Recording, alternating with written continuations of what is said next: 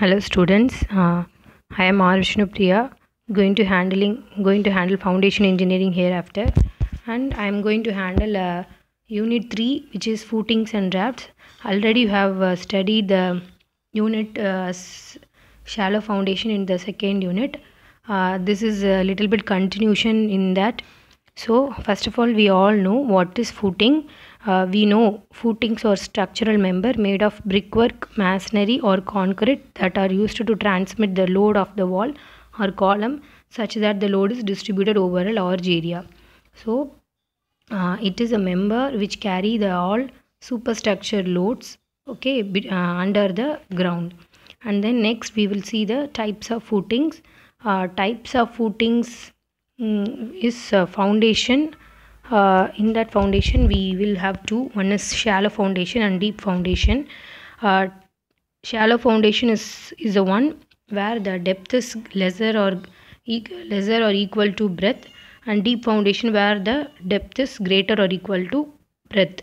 The shallow foundation includes strip isolated footings, strip or continuous, combined footing, strap or cantilever footing. Spread footing includes single stepped, sloped and wall footings. And then combined footings will further classified into rectangular and trapezoidal.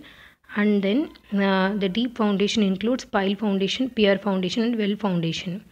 Then the spread footing, we will enter into the spread footing.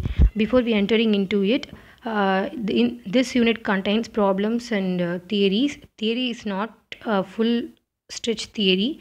It is a kind of theory where you have to write all the if they asked in the exam, means you have to write the following conditions and diagrams. That's all for the theory questions. And we will see the problems in the combined footings, which is rectangular, trapezoidal, and then single footing. Single contains rectangular and square footing. There we have solving the problems. This is the main thing. Okay, this class we will see the theory content in the footings. So spread footings. So spread footing needs large foundation area, and the name itself we can say spread. So it needs a large foundation area, and it transmit. It is mainly adopted for individual columns.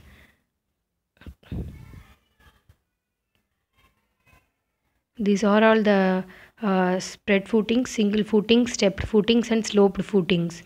For the okay, then we enter into the strip or continuous footing, which is also called as wall footing. So it is a footing to construct the wall. That is the main thing here. And here the columns are closely placed. Okay, then combined footing. So combined footing is very much important, where we are going to where we are expecting the where we will expect the problems from this topic. Combined footing is nothing but supporting two or more columns is called a combining two or more column is called a combined footing. We will see we have seen in spread footing we will lay a footing for each an individual column, but here in combined footing for two columns we will lay one footing. That is the concept here. And if the two columns having the same load, then we will consider as a rectangular combined footing. If the two columns have different loading condition, then we will consider that as a trapezoidal combined footing. To overcome the failure plans of overlap, hence the footings are placed close to each other, we will make it as a combined footing. Here the assumption is the footing is a rigid one, and it is rest in a homogeneous soil, and it has a linear stress distribution on the bottom of the footings. These are all the diagrams you may mention in the examination. This is a sample diagram for the footings. So first one is elevation view, second one is plan view, and third one is linear pressure distribution diagram, shear force diagram and bending moment diagram. And these are all the designing consideration. This part we will see in that problem solving section. So this is just a formula. You keep this in your mind. We will by using these formulas we are going to see the we are going to solve the problems. And the pressure intensity for rectangular combined footing is Q is equal to P1 plus P2 divided by B. And for the trapezoidal combined footing, Q1 is equal to B into QS, Q2 is equal to A into QS, where QS is the allowable pressure. Then we enter into the strap or cantilever footing. Here the two columns or two footings are combined together as a single footing by using the beam. That beam is called a strap beam. Okay, then the footing is considered as strap footing or cantilever footing.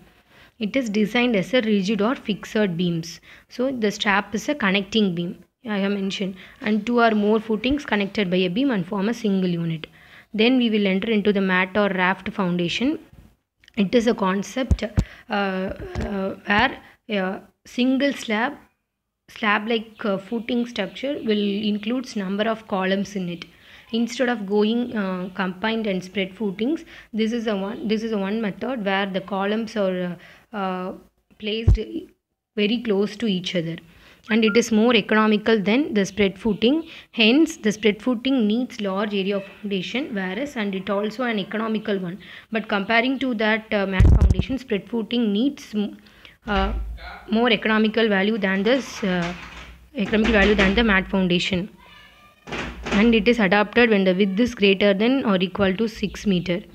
So these are the suitable conditions: low bearing soil, heavy loading condition, area of footing is greater than 50% area of structure in plan, and rows of columns are too close to another. These are the types: flat slab type, plate thickened under columns, two-way beams and slabs, plate with pedestal, rigid frame mat or raft. Last one is cellular type. So this class we will see the types of footings, isolated footings, combined footings and mat foundation. The next class we will see the contact pressure and settlement distribution of that footings, and after that we will solve the problems in rectangular and trapezoidal footings, and further classes we will see the one by one syllabus. So thank you.